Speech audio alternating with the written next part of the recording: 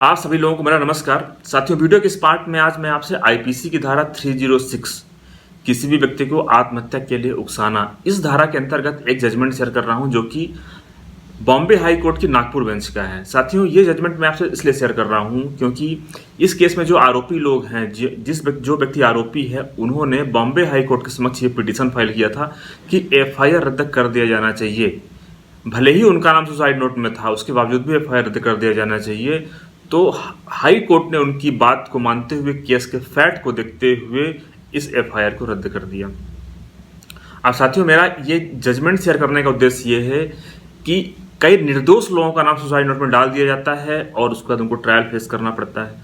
तो आप इस केस को समझें। और जब हाई कोर्ट ने इस जजमेंट को लिखा तो सुप्रीम कोर्ट के 9 जजमेंट का जिक्र किया, जिसमें कि आरोपी को डिस्चार्ज कर दिया गया था, या तो फिर एफआईआर रद्द कर दी गई थी, या फिर आरोपी को बरी कर दिया गया था।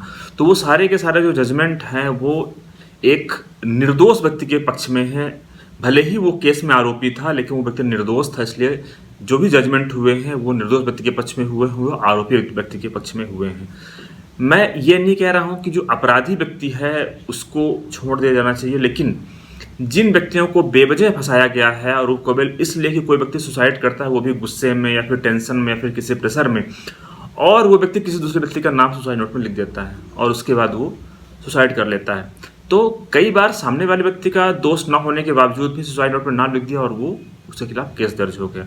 तो उसी का एक एग्जाम्पल है ये केस कि इसमें भी ऐसा ही हुआ था, लेकिन उसके इन सब होने के बावजूद भी, सुसाइड नोट में नाम होने के बावजूद भी, बॉम्बे हाई कोर्ट की नागपुर बेंच ने इस एफआईआर को रद्द कर दिया।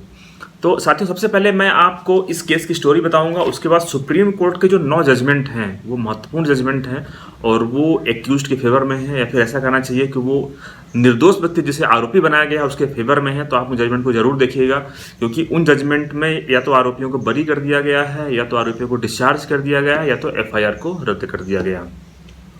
तो सबसे पहले साथियों, मैं आपको केस की स्टोरी ब्रीफ करता हूँ। ये जो मामला है ये महाराष्ट्र की यवतमाल जिले का है, और ये जो केस है ये Lata versus state of Maharashtra and others के नाम से है। ये क्रिमिनल रिट पिटीशन फाइल की गई थी बॉम्बे हाई कोर्ट की नागपुर बेंच में, वहाँ से डिसाइड हुआ है, और ये रिसेंटली का जजमेंट है साथियों। तो साथियों, इस केस की स्टोरी कुछ ऐसी है कि एक व्यक्ति सुसाइड कर लेता है 14 सितंबर 2021 को, और जब वो सुसाइड कर लेता है उसके कुछ दिनों बाद एफआईआर दर्ज की जाती है 2 लोगों के खिलाफ। वो लोग कौन होते हैं? उसकी दूसरी पत्नी और दूसरी पत्नी की बड़ी बेटी। यहाँ पे जो एफआईआर दर्ज करवाई गई है, वो जो व्यक्ति सुसाइड किया है उसकी पहली पत्नी के से जो बेटी है उसका दामाद ने कराया है। मीन्स आप समझिएगा कि उस व्यक्ति का दामाद है जो पहली पत्नी की बेटी से जिसकी शादी हुई है, उस व्यक्ति ने एफआईआर दर्ज करवाई है। और साथियों, एफआईआर दर्ज करवाने का आधार ये था कि सुसाइड नोट में एक बरामद हुआ था और उसमें इन 2 लोगों का नाम था। वो लोग कौन कौन थे? उसकी दूसरी पत्नी और उसकी बड़ी बेटी। तो उसमें से एक व्यक्ति ने ये पिटीशन फाइल किया था, और उनका ये कहना था कि भले ही एफआईआर में भले ही सुसाइड नोट में हमारा नाम है, इसके बावजूद भी एफआईआर को रद्द कर दिया जाना चाहिए, क्योंकि हमारा कोई रोल, हमारा कोई दोष नहीं है उस व्यक्ति को उकसाने के लिए, उस व्यक्ति को आत्महत्या के लिए मजबूर करने के लिए। तो साथियों, जब इस मामले में एफआईआर दर्ज हुई, सुसाइड नोट बरामद हुआ, चार्जशीट फाइल हुई, इसके बाद जब आरोपी ने इस मामले को हाई कोर्ट के समक्ष प्रस्तुत किया, इसलिए कि एफआईआर को रद्द कर किया जाना चाहिए, तो उसमें दोनों पक्षों के द्वारा क्या दलील दी गई आप वो समझिएगा।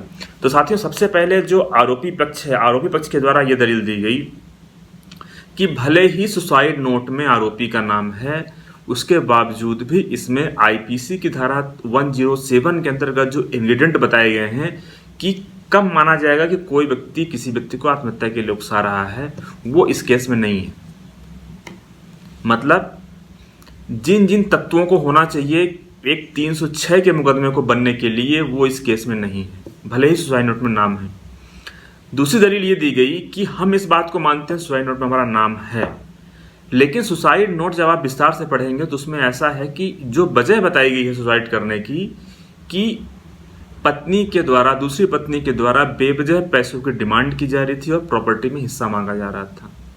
तो आरोपी के द्वारा दलील दी गई कि पत्नी का पति से पैसे की मांग करना और प्रॉपर्टी में हिस्सा मांगना, ये सब कोई आत्महत्या के लिए उकसाने का कोई आधार नहीं होता है। ऐसा तो हर फैमिली में होता है। तीसरा उनके द्वारा दलील दी गई कि जो सुसाइड नोट बरामद हुआ, जो सुसाइड नोट लिखा गया है, वो लिखा गया है 9 सितंबर 2021 को, और उस व्यक्ति ने जो सुसाइड किया है वो सुसाइड किया है 14 सितंबर 2021 को। इसका मतलब है कि यहाँ पे ज़रूरी नहीं है कि जो सुसाइड नोट में उसने जो लिखा है, क्योंकि इतना लंबा जो गैप है तो हो सकता है वो दूसरी वजह से सुसाइड किया हो। क्योंकि इतना लंबा गैप है तो सुप्रीम कोर्ट के एक दो जजमेंट का उन्होंने जिक्र किया, जिसे मैं आगे बताऊंगा आपको। तो ऐसा नहीं कहा जा सकता है कि इनके बीच प्रॉक्सिमिटी है, इनके बीच कोई संबंध है। हो सकता है वो दूसरी वजह से सुसाइड किया हो। ये दलीलें थी आरोपी के द्वारा। इसके बाद विपक्षी जो सरकारी वकील हैं उनके द्वारा दलील दी गई कि चूंकि सुसाइड नोट में नाम है, इसलिए प्रथम दृष्टया ये मामला इनके खिलाफ बन रहा है, एफआईआर को बिल्कुल रद्द नहीं किया जाना चाहिए।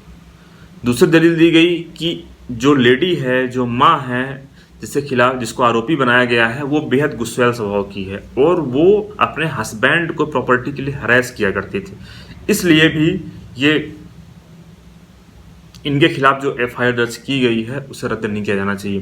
तो साथ ही ये दलीलें दी गई दोनों पक्षों के द्वारा।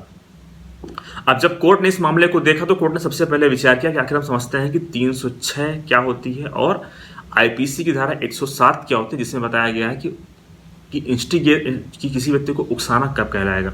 तो साथियों 306 में बताया गया है आत्महत्या के लिए दुष्प्रेषण। इसके अंतर्गत 10 वर्ष की सजा का प्रावधान है और जुर्माने से भी दंडित किया जाने का प्रावधान है। लेकिन दुष्प्रेषण क्या होता है वो बताया गया है आईपीसी की धारा 107 में, जिसमें ऐसा बताया गया है कि अगर कोई व्यक्ति लगातार किसी व्यक्ति को उकसाता है, उसकी पहली कंडीशन है दुष्प्रेषण की। दूसरी है कि एक या अधिक लोगों से मिलकर ऐसा षड्यंत्र करता है कि वो व्यक्ति ऐसा करे। और तीसरी कंडीशन है कि वो इंटेंशनली ऐसा काम करता है, ऐसी सहायता करता है या फिर ऐसा एक्ट करता है कि वो ऐसा करे। इस मतलब कह सकते हैं कि आशय ऐसा करता है कि वो व्यक्ति सुसाइड करे। हालांकि 107 में सुसाइड वर्ड यूज नहीं किया गया क्योंकि यहाँ पर केवल दुष्प्रेषण को बताया गया है, लेकिन इसका जो मतलब यही होता है अगर हम 306 के संदर्भ में इसको समझेंगे तो साथियों ये बातें थी जो 306 और 107 में बताई गई हैं। अब कोर्ट ने इसके बाद सुप्रीम कोर्ट के 9 जजमेंट का जिक्र किया जो आरोपी के पक्ष से बेहद महत्वपूर्ण है। यहाँ पे साथियों मैं आपसे बता रहा हूँ कि ये जो जजमेंट हैं इसमें ऐसा कहना चाहिए कि जो निर्दोष लोग हैं, जिनका नाम बेवजह सुसाइड नोट में जोड़ दिया जाता है, वो भी केवल इस वजह से कि कोई व्यक्ति गुस्से में है, दबाव में है, कहीं और से उसके ऊपर प्रेशर है और वो या तो फिर वो किसी व्यक्ति को फंसाना चाहता है। अब उसको ऐसा लग रहा है कि मैं इस व्यक्ति से बदला लेना चाहता हूं, तो वो व्यक्ति क्या करता है, सुसाइड करते हुए किसी का नाम डाल देता है सुसाइड नोट में और फिर उसके खिलाफ केस दर्ज कर लिया जाता है। तो ये जो सुप्रीम कोर्ट के जो 9 मामले हैं कुछ इसी प्रकार से हैं। इसमें मैं ये कहूँगा कि इसमें निर्दोष व्यक्ति को छोड़ दिया गया, जो जिनके खिलाफ आरोप था कि उन्होंने किसी व्यक्ति को आत्महत्या के लिए उकसाया है। तो अगर आप भी निर्दोष हैं और आपका भी मतलब आपके खिलाफ भी जो मुकदमा दर्ज किया गया उसमें आपका कोई रोल नहीं है, तो आप इन सुप्रीम कोर्ट के 9 जजमेंट को जरूर पढ़ें। या तो आपकी ये ट्रायल कोर्ट में हेल्प करेंगे, या तो अगर आप अपील करने गए हैं तो हेल्प करेंगे, या तो फिर आप एफआईआर क्वेश्चन करने के लिए गए हैं तो आपकी ये हेल्प करेंगे। तो साथियों सबसे पहले शुरू करते हैं। मैं आपको एक्सप्लेन करूंगा, जजमेंट का नाम आपको स्क्रीन पर दिख जाएगा और सारा डिटेल दिख जाएगा उस पर, आप उसे समझ पाएंगे कि ये मामला क्या है और किससे संबंधित था। तो साथियों सबसे पहला जो जजमेंट है ये है Swami Prahlad Das versus state of Madhya Pradesh 1995 supreme court का जजमेंट है। और इसमें ऐसा बताया गया है कि जहां पर किसी व्यक्ति ने ऐसा कहा कि जाओ और मरो, और उसके ऐसा कहने के बाद कोई व्यक्ति सुसाइड कर लेता है, इस कंडीशन में सुप्रीम कोर्ट ने कहा कि इस कंडीशन में हम ऐसा नहीं कह सकते हैं कि जिस व्यक्ति ने ऐसा कहा है कि जाओ और मर जाओ वहां पे उसका क्रिमिनल माइंड था। क्योंकि अगर कोई व्यक्ति किसी व्यक्ति को उकसा रहा है तो वहां पे मेंस रिया का होना बहुत जरूरी है। मेंस रिया का मतलब होता है क्रिमिनल माइंड। मीन्स कि जैसे हम कोई ऐसा एक्ट कर रहे हैं जिससे कि सामने वाला व्यक्ति सुसाइड कर ले। तो अगर कोई व्यक्ति सामने ऐसी बातचीत करते हुए फिर गुस्से में ऐसा कह देता है कि जाओ तुम मर जाओ, मुझसे मतलब नहीं है, तो इस कंडीशन में 306 की धारा अट्रैक्ट नहीं होगी, क्योंकि वो क्रिमिनल माइंड नहीं था। वो ऐसा नहीं चाहता था कि तुम जाके सुसाइड कर लो, ना तो वो उसको उकसा रहा है कि तुम जाके सुसाइड कर लो। और दूसरी बात यह है कि जो व्यक्ति सुसाइड करने जा रहा है उसे अपने अच्छे और बुरे के बारे में पता होता है।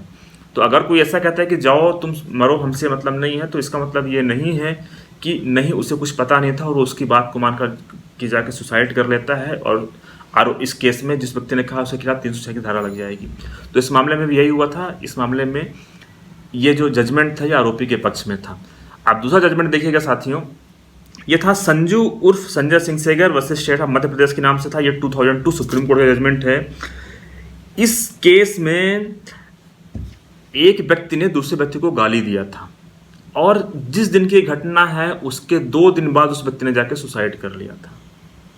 तो कोर्ट ने इस मामले में कहा कि यहाँ पे 2 दिन का गैप है।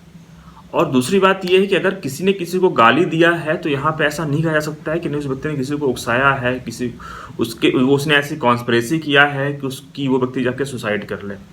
और दूसरी बात यह है कि उस जो घटना हुई, घटना के 2 दिन बाद उसने सुसाइड किया। इसका मतलब ये है कि उसके पास सोचने समझने का पर्याप्त मौका था। अब वो उसको इतना गिल्टी फील हुआ कि वो जाकर के सुसाइड कर ले, तो इसके लिए जिस व्यक्ति ने गाली दी उसको जिम्मेदार नहीं कहा जा सकता है। और ये नहीं कहा जा सकता है कि वो व्यक्ति आरोपी है, वो व्यक्ति अपराधी है और उसकी वजह से उसने सुसाइड किया है। तो इस केस में भी इसका फायदा आरोपी को दिया गया। तीसरा जजमेंट है साथियों Madan Mohan Singh versus state of Gujarat and others के नाम से है। ये 2010 का जजमेंट है। और साथियों इस मामले में जो आरोपी व्यक्ति है वो ड्राइवर था और उसने अपने बॉस के खिलाफ एक सुसाइड नोट लिखा था, वो भी 15 पेज का। उसके बाद उसने सुसाइड कर लिया।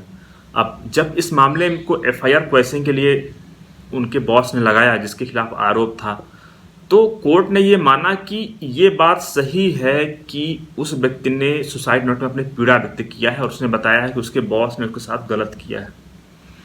लेकिन जहाँ पे कोई किसी के साथ गलत कर रहा है या फिर कोई किसी की वजह से बहुत तकलीफ में है और वो अपनी तकलीफ शेयर नहीं कर पा रहा है, बता नहीं पा रहा है, वो सुसाइड कर लेता है। तो यहाँ पे ऐसा नहीं कहा जा सकता है कि उस व्यक्ति के मन में या फिर उस व्यक्ति का जो माइंड था वो मेंसरिया थी उसमें कि उसने उसको उकसाया कि वो जा करके सुसाइड कर ले। हाँ, पीड़ा होना, किसी से तकलीफ होना, किसी को हरास करना एक अलग बात है, लेकिन जब तक मेंसरिया नहीं है, जब तक एक क्रिमिनल माइंड नहीं है कि ये व्यक्ति हम ऐसा करते हैं, इस ड्राइवर को इतना प्रताड़ित करेंगे कि जाके सुसाइड कर ले, तो वहाँ पे ऐसा नहीं कहा जा सकता। जैसे कंपनी वगैरह में काफ़ी सारे लोग होते हैं जो प्रेशर में होते हैं, हर किसी को प्रेशर में काम करना पड़ता है। आपको जाके सुसाइड कर लो, तो यहाँ पे यह नहीं कहा जाता कि नहीं उसके बॉस ने उसको ऐसा इंस्टिगेट किया है कि वो जाके सुसाइड कर ले, क्योंकि प्रेशर तो हर जगह होता है। तो इस मामले में भी कोर्ट ने जो FIR थी उसको क्वैश कर दिया था। इसके बाद साथियों जो अगला मामला है वो है SS छीना versus Vijay Kumar Mahajan and another's के नाम से है। 2010 का मामला है। और साथियों इस केस में कोर्ट ने कहा कि जो अबेटमेंट होता है, अबेटमेंट एक मेंटल प्रोसेस होता है। बिना किसी कृत्य के सामने वाला अगर सुसाइड करे तो उसको सज़ा नहीं दी जा सकती है। साथ में कोर्ट ने यह भी कहा कि अगर कोई व्यक्ति सुसाइड कर रहा है और वो जिसके खिलाफ आरोप लगा रहा है, तो अगर जिस व्यक्ति के खिलाफ आरोप लगा रहा है अगर उस व्यक्ति का एक्ट डायरेक्टली ऐसा नहीं है कि वो इसको उकसा रहा है, तो वहाँ पे आरोपी जो जिसके खिलाफ मुकदमा है तो उसको इस धारा के अंतर्गत दंडित नहीं किया जाना चाहिए। तो कोर्ट ने यहाँ पर भी इसका फायदा आरोपी को दिया। इसके बाद साथियों जो अगला जजमेंट है वो है M मोहन विरुद्ध स्टेट 2011 का जजमेंट है। और इस केस में जिस व्यक्ति ने सुसाइड किया उसने बताया कि जो घटना थी वो लगभग 4 दिन पहले हुई थी और उसके बाद उसने सुसाइड किया। तो कोर्ट ने यहाँ पे माना कि जो घटना है और जिस दिन उसने सुसाइड किया है इन दोनों के बीच डायरेक्टली प्रॉक्सिमिटी होना चाहिए, मीन्स कि नज़दीकी होना चाहिए। ऐसा नहीं है कि घटना हुई 1 महीने पहले और आज जाकर कोई सुसाइड कर रहा है। इस केस में भी वैसा ही हुआ। 4 दिन पहले घटना हुई, 4 दिन के बाद उसने सुसाइड किया। उसको पहले से ही पता था कि वो व्यक्ति सोच सकता था कि क्या करना चाहिए क्या नहीं करना चाहिए। तो अगर कोई 4 दिन के बाद सुसाइड कर रहा है तो ये नहीं कहा जा सकता है कि वो उसी वजह से सुसाइड किया है, उसके सुसाइड की वजह और भी हो सकती है। तो इस प्रकार से इस केस में भी कोर्ट ने आरोपी के फेवर में जजमेंट दिया। अगला जजमेंट है साथियों Bijnath Kondiva Khandke versus state of Maharashtra 2018 का जजमेंट था।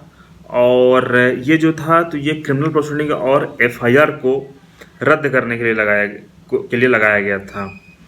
तो साथियों इस केस में कोर्ट ने कहा कि किसी भी व्यक्ति के खिलाफ 306 का मुकदमा तभी लगाया जा सकता है जब प्रथम दृष्टया ऐसा प्रतीत हो कि जो भी सबूत हैं वो इस प्रकार से हैं कि ऐसा स्पष्ट हो रहा है कि इस व्यक्ति ने ऐसा एक्ट किया है, इसने ऐसा उकसाया है।